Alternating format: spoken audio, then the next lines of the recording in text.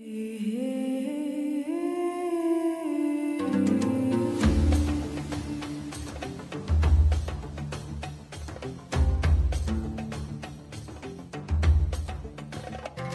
pessoal, então hoje vamos falar um pouco sobre o nascimento de um Exu, né? Pelo menos no reino da Lira, aquilo que aprendi com as entidades, aquilo que as entidades me informaram e que eu pude perceber também em projeção astral. Né? Toda vez que um espírito desencarna, é como se ele fosse um foguete. Né? Esse foguete necessita de grande quantidade de combustível, necessita de peças fundamentais que irão ajudá-lo a sair da órbita da Terra em algum momento, fazendo com que ele não volte, né? Pelo menos por um tempo. Quando falamos de Exu, estamos falando de um espírito que ganhou um novo corpo, né? Estamos falando de Exu, de novo Exu, não Exu Daimon aqui. Então ele ganhou um novo corpo. E para ganhar um novo corpo, ele deve deixar outros corpos. Então, da mesma forma que um foguete necessita de muita força, muita energia para sair da órbita da Terra, ou seja, desse círculo de Sansara, o mais grosseiro do círculo de Sansara, ele necessita gastar muito combustível e peças permanecem aqui. É o caso do corpo físico, é como se a parte de baixo do foguete fosse o corpo físico que fica e a parte sai. Bom, alguns espíritos ficam orbitando ao redor da Terra, trabalhando, outros não. Isso a gente pode chamar de quiumba, a gente pode chamar apenas de egum, né? Dependendo da nomenclatura, mas quando Exu ele nasce, ele se depara com o primeiro povo, que é o povo do inferno. No povo do inferno, ele encontra um novo corpo para ele, ou seja, uma nova atmosfera, um novo respirar.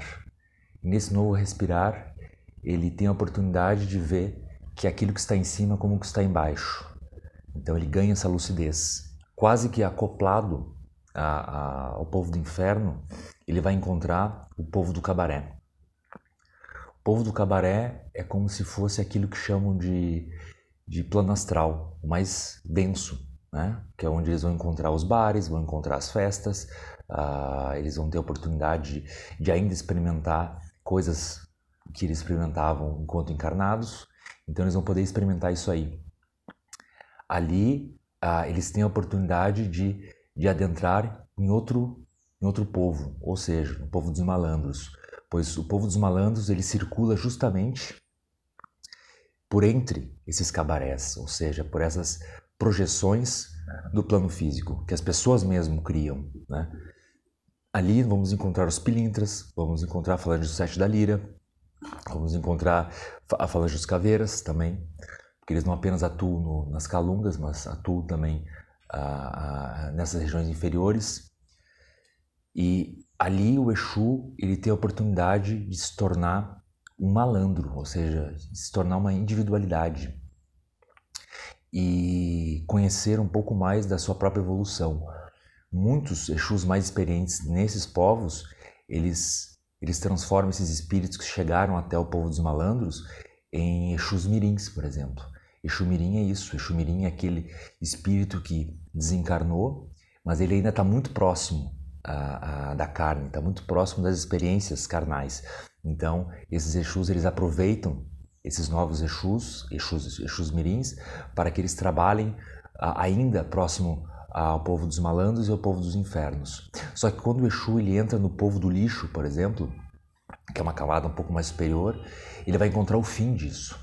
Ele vai ver que tudo termina, mesmo aquele astral, mesmo as projeções astrais, mesmo as criações astrais, elas terminam também.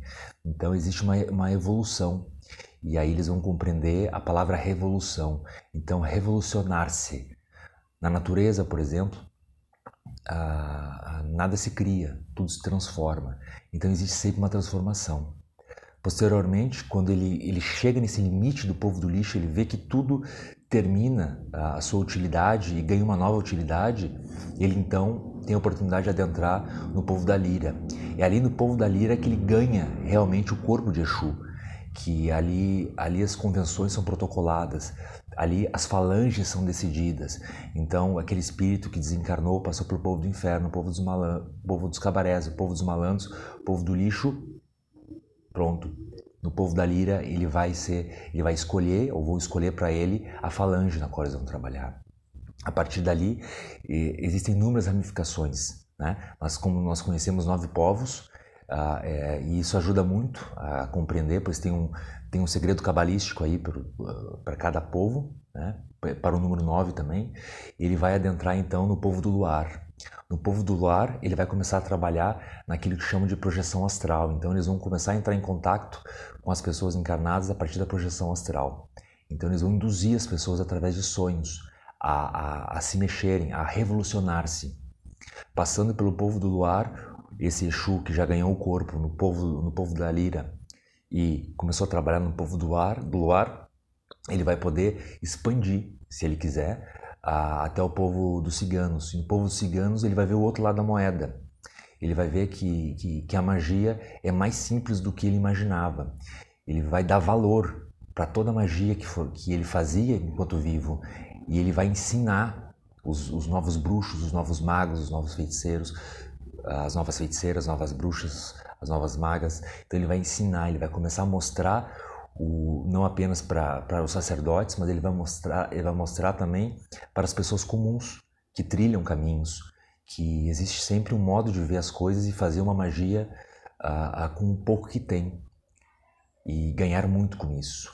Posteriormente, alguns Exus vão ganhar outros corpos e vão adentrar naquilo que chama povo do Oriente.